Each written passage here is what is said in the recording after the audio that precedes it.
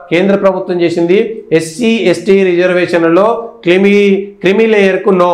కేంద్ర కేబినెట్ నిర్ణయం. సుప్రీంకోర్టు సూచనలపై విస్తృతంగా చర్చించాం. అంబేద్కర్ రాజ్యాంగంలో క్రిమి లేయర్కు నిబంధన లేదు. ఎస్టీ ఎస్సీ రిజర్వేషన్లు రాజ్యాంగ ప్రకారమే ఉంటాయనేటువంటి విషయాన్ని కేంద్ర కేబినెట్ ఎస్సీ ఎస్టీలకు స్పష్టంగా చెప్పింది. క్రిమి లేయర్ ఎక్కడా విధించడం లేదనేటువంటి మాట స్పష్టంగా చెప్తున్నారు. కాబట్టి కేంద్ర ప్రభుత్వం కేంద్ర కేబినెట్ చెప్పింది. సుప్రీంకోర్టు సూచనలు కూడా పరిగణలోకి తీసి విస్తృతంగా చర్చించి ఎస్సీ ఎస్టీలకు అన్యాయం జరగకుండా క్రిమి లేయర్ రాకుండా జాగ్రత్త పడతామనేటువంటి విషయాన్ని హామీ ఇచ్చింది కేంద్ర కేబినెట్. అట్లనే 3 కోట్ల ఆవాస్ యోజన కింద 3 కోట్ల ఇండ్లు గతంలో ఇచ్చింది బీజేపీ రాష్ట్రాల చోట. అరే గుడిసెలోనికి ఒక్క ఇల్లు, ఒక్క రూమో 2 రూమ్లో ఇంత నెత్తి మీద చెత్త ఉంటుందిరా నాయన అనుకుంటే 2 బెడ్రూమ్లు 4 బెడ్రూమ్లు అత్తేయడం అనుకుంటుంది, అల్లుడేయడం అనుకుంటాడు, మేకపిల్లలు వేయడం అనుకుంటే ముంగట ఆ వంట కుది ఉండాలి, వెనకాల ఇది ఉండాలి అది ఉండాలని ఎటు కాకుండా చేసారు.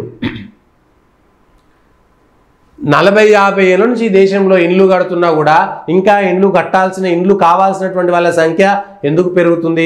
దేశంలో జనాభా పెరుగుతుండవచ్చు, కానీ గ్రామాల్లో ఎన్ని ఇండ్లు ఖాళీ ఉంటున్నాయి, ఎంతమంది ఊర్లకి వెళ్ళిపోతున్నారు, ఆ గ్రామాల్లో పట్టణం నుంచి ఎందుకు వస్తారు, పట్టణాల్లో ఎన్ని ఇండ్లు ఖాళీ ఉంటున్నాయి, ఎంతమంది విదేశాలకు వెళ్తున్నారు, ఈ లెవెల్ ఏముండదు. ఇది కదా విస్తృతంగా జరగాల్సినటువంటి చర్చ. గ్రామాల్లో వసతి కోసమో లేకపోతే ఇంకో దానికోసమో కాకుండా ఉద్యోగం కోసం వేరే పట్టణానికి వలసపోతున్నారు. వలసపోతే ఆ పలానా గ్రామంలో ఆయనకి ఇల్లు ఉంటుంది, కానీ వలసపోయిన చోట అతనికి ఇల్లు ఉండదు. ఇప్పుడు అతనికి ఇల్లున్నట్టా లేనట్టా ఇట్లాంటి చర్చ కూడా సాగాలి. ఏపీ తెలంగాణ ఒడిశాలో 173 కిలోమీటర్ల కొత్త లైన్లు ఏదో వేస్తున్నారు. ఇంకొకటి ఒక వార్త ఒకటి మంచిది ఒకటి వచ్చింది. తెలంగాణలో బస్సులు ఏమి ఇయ్యలేదు 2019 నుంచి ఎక్కడో చర్చ వస్తే నిన్న కేంద్ర మంత్రి భూపతిరాజు శ్రీనివాస్ వర్మ తెలంగాణకు 300 ఎలక్ట్రిక్ బస్సులు ఇచ్చినాం. 2019 నుంచి ఏడాది ఆగస్టు వరకు తెలంగాణకు ఒక్క ఎలక్ట్రిక్ బస్సును కూడా ఇవ్వలేదని శుక్రవారం రాజ్యసభలో కాంగ్రెస్ ఎంపీ అనిల్ కుమార్ యాదవ్ అడిగితే కేంద్ర మంత్రి మేరకు లిఖితపూర్వకంగా సమాధానం ఇచ్చారు. 300 ఎలక్ట్రిక్ బస్సులు తెలంగాణకు వచ్చాయని, కానీ ఏమీ రాలేదు. తెలంగాణకు గుండు సున్నా, గాడిద గుడ్డు, ఇగో ఇట్లాంటి ఆ గత ప్రభుత్వం కానీ ఈ ప్రభుత్వం కానీ తెలంగాణకి ఏమొచ్చినాయి. ఒకవేళ న్యాయపరంగా రావాల్సిన ఇంకా తెచ్చుకోవడంలో అడగడంలో గుంజుక రావడంలో తప్పులేదు. కేంద్ర ప్రభుత్వం నుంచి ఇంకా నిధులు తెచ్చుకోవాలి, ఇంకా కొత్త పథకం తేవాలి. ఇచ్చినటువంటి నిధులే ఆఖరికి ఒక పేరు పెట్టడానికి గ్రామాల్లో ఉండేటువంటి ప్రైమరీ హెల్త్ సెంటర్లు ఉంటాయి కదా, ఆశా వర్కర్లు ఇంకోరో ఉంటారు, అందులో ఒక ఏఎన్ఎం ఉంటుంది కదా, దానికి కేంద్ర ఆయుష్కి సంబంధించినటువంటి ఆయుష్ చికిత్సా కేంద్రం అనేటువంటి పేరు పెడితే 600 కోట్లు ఏమో వస్తాయంటే మేము పెట్టం, బస్తీ దవాఖానాలు పల్లె దవాఖానాలను పెట్టుకుంటాం, మా పేరు మేము మా పథకం పెట్టినామని చెప్పేస్తే అది కుదరదు భయ్, మేము ఆయుష్ ప్రకృతి ఇది ప్రథమ చికిత్సా కేంద్రం అని పెడితేనే నిధులు ఇస్తామని చెప్పినందుకు ఇగో ఇది జరిగేటువంటి కథ. ఇలా బియ్యం ప్రతిదంతే 600 కోట్లు వట్టిగా పోయినాయి. ఎందుకు?